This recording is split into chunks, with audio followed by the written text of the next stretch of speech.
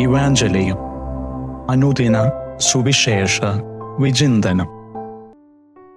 ക്രിസ്തുവിൽ ഏറ്റവും സ്നേഹം നിറഞ്ഞവരെ, മെയ് 11 തിങ്കൾ തിരുസഭ വചനവിചിന്തനത്തിനായി നമുക്ക് നൽകുന്ന സുവിശേഷ ഭാഗം യോഹന്നാന്റെ വിശുദ്ധ സുവിശേഷം 10-ാം അധ്യായം 1 മുതൽ 10 വരെ വാക്യങ്ങൾ.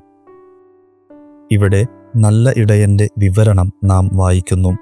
വാതിലിലൂടെ പ്രവേശിക്കുന്നവനും ആടുകളെ പേരുചൊല്ലി വിളിക്കുന്നവനും വഴികാട്ടി മുൻപേ നടക്കുന്നവനുമാണ് നല്ല ഇടയൻ. ആ ഇടയന്റെ സ്വരം ആടുകൾ ശ്രവിക്കുകയും ചെയ്യും. എന്തുകൊണ്ടായിരിക്കാം യേശുനാഥൻ തന്നെ ഒരു ആട്ടിടയനോട് ഉപമിക്കുന്നത്? യൂദാദേശത്തിന്റെ തന്നെ പ്രത്യേകതയാണ് ഒരു ഭാഗത്ത് തരിശായ ഭൂമിയും മറുവശത്ത് പുൽമേടുകളും. അതിനാൽ തന്നെ ഈ ആടുകളെ ശരിയായ ദിശയിൽ നടത്തുക എന്നതും അവയ്ക്ക് മേച്ചിൽപ്പുറങ്ങൾ കണ്ടെത്തി സുരക്ഷിതമായി അവയെ എത്തിക്കുക എന്നതും അത്ര എളുപ്പമുള്ള കാര്യമായിരുന്നില്ല. പോകുന്ന വഴിയിൽ വന്യമൃഗങ്ങളുടെ ആക്രമണങ്ങൾ ഉണ്ടായേക്കാം. വഴിതെറ്റാനുള്ള സാധ്യതയേറെയുണ്ട്. കാലാവസ്ഥാ സംബന്ധമായ പ്രശ്നങ്ങൾ മറുവശത്തും. അതിനാൽ തന്നെ ഏറെ ശ്രദ്ധ വേണ്ടതും വിശ്രമം എടുക്കാൻ പറ്റാത്തതുമായ ഒരു ജോലിയാണ് ആട്ടിടയൻ്റേത്. ഇങ്ങനെ യേശുനാഥൻ തന്നെ ഇടയനോട് ഉപമിക്കുമ്പോൾ അത്രയേറെ സ്നേഹവും കരുതലുമുള്ള ഒരു ദൈവത്തിൻ്റെ ചിത്രമാണ് നമ്മുടെ മുൻപിൽ തെളിയുക. ധ്യാനത്തിൻ്റെയൊക്കെ അവസരത്തിൽ യേശുനാഥൻ്റെ ചിത്രം മനസ്സിൽ കാണാൻ ആവശ്യപ്പെടുമ്പോൾ ഭൂരിഭാഗം പേരും കാണുന്ന ചിത്രവും ഈ നല്ല ഇടയൻ്റേത് തന്നെയാണ്.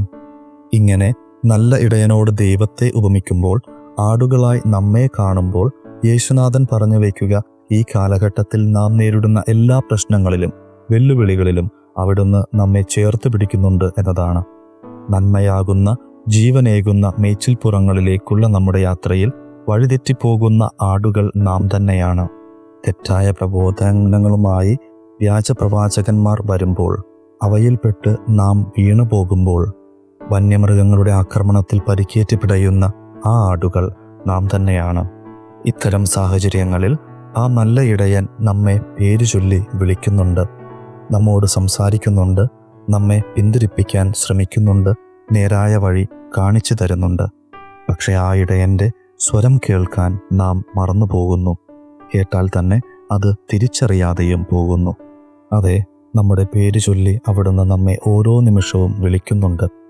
നിന്റെ പേര് എൻ്റെ ഉള്ളം കയ്യിൽ രേഖപ്പെടുത്തിയിരിക്കുന്നു എന്ന് വചനം നമ്മോട് പറയുന്നു. അത്രയേറെ അടുത്ത് നമ്മെ അറിയുന്നവനാണ് നമ്മുടെ നല്ല ഇടയനായ ദൈവം. സദാസമയവും നമ്മുടേതായ പ്രശ്നങ്ങളും നമ്മുടേതായ ആവശ്യങ്ങളും മാത്രമാണ് നമ്മുടെ മുൻപിൽ. ഇത്തരം സാഹചര്യങ്ങളിൽ എങ്ങനെയാണ് ദൈവത്തിൻ്റെ സ്വരം നാം കേൾക്കുക? ആരോ കുറിച്ചു വെച്ച പോലെ ദൈവം എന്നോട് സംസാരിക്കാൻ വന്നു, പക്ഷേ ഞാൻ പ്രാർത്ഥിക്കുന്ന തിരക്കിലായിരുന്നു.